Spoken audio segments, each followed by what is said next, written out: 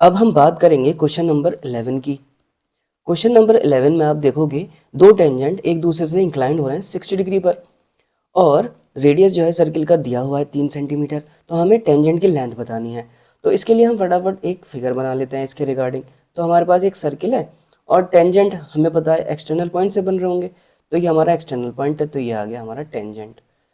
ठीक है। और आपको पता होना चाहिए कि एक्सटर्नल पॉइंट से जो टेंजेंट बनाए जाते हैं वो इक्वल डिस्टेंस पे होते हैं। तो मान लीजिए हमारा पॉइंट ए एक्सटर्नल है, ए यहाँ पे ले लेते हैं बी और ये है सी पॉइंट ऑफ कांटेक्ट।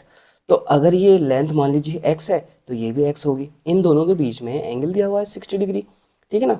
अगर ये सेंटर पे हमारा ओ से हमने डिनोट किया है तो इसको अगर मैं ज्वाइन कर दूँ तो ये इसका रेडियस हो जाएगा जो कि 3 सेंटीमीटर दिया हुआ है। ऐसे ही अगर मैं दूसरे वाले को ज्वाइन कर दूँ तो कुछ इस तरीके से होगा। और आपको पता है कि रेडियस और टेंजेंट के बीच में जो एंगल बनता है वो 90 डिग्री का होता है। ओ सी की वैल्यू भी 3 सेंटीमीटर हो गई है ना, और ओ बी की वैल्यू 3 सेंटीमीटर होगी।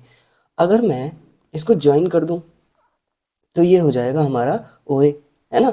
तो अब हम क्या चाहिए, देखिए हमारे पास एक ट्राइंगल बना लेता हूँ मैं। तो ये हमारे पास ओ सी ए मैंने बना लिया है। मुझे ये वाला एंगल मिल जाए, यानी ये वाला एंगल मुझे अगर मिल जाए तो यहाँ पे ट्रिग्नोमेट्री लगा के मैं एक्स की वैल्यू पता कर लूँगा, यानी ए सी की वैल्यू, है ना। तो हमें पता कैसे चलेगा, देखिए ये वाला जो ट्राइंगल है और ये वाला ट्राइंगल अगर इन दोनों में देखें तो एक्स जो है वो बराबर है ना। और 3 सेंटीमीटर ये बराबर है ओ ए, यानी ये वाली लाइन वो कॉन्ग्रुएंट हो जाएगी।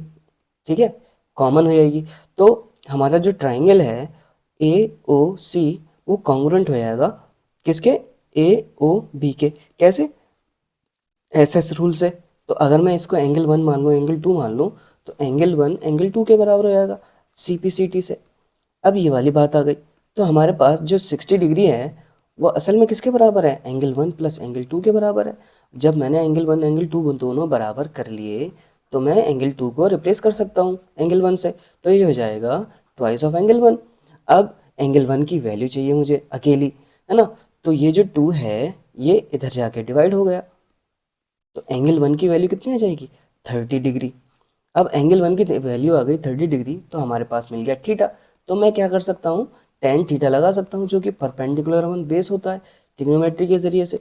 तो टेन थीटा कितना है इस वक्त, 30 डिग्री। परपेंडिकुलर देखिए थीटा के सामने जो साइड होती है उसको परपेंडिकुलर कहते हैं। बेस हमारा एक्स है, एक्स हमें चाहिए जो कि लेंथ ऑफ टेंजेंट है। ठीक है, तो टेन 30 की वैल्यू होती है 1/√3, है ना। तो अब हम क्या करेंगे, क्रॉस मल्टीप्लाई कर लेंगे। तो एक्स वन सा एक्स हो जाएगा और 3 के साथ √3 जो है इधर जाके मल्टीप्लाई होगा। तो ये हो जाएगा 3√3।